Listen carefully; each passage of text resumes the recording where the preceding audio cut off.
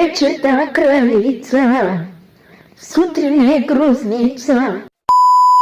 Току-що осъзнах, че всичко е възможно. А щом всичко е възможно, значи мога да отида на Марс. Понеже забелязах, че баба Гърнушка е напълнява с две джинери, които яде всеки ден.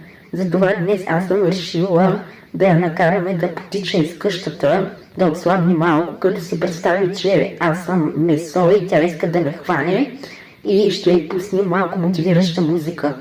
Лютеничка, лютеничка, за кебабчето.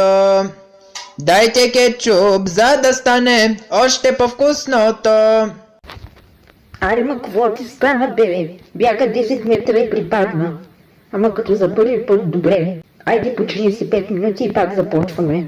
Сега аз съм инспектор и ще проверявам качеството на предметите на баба Гранушка. Масата е от темо, то се личи. Вратата на колата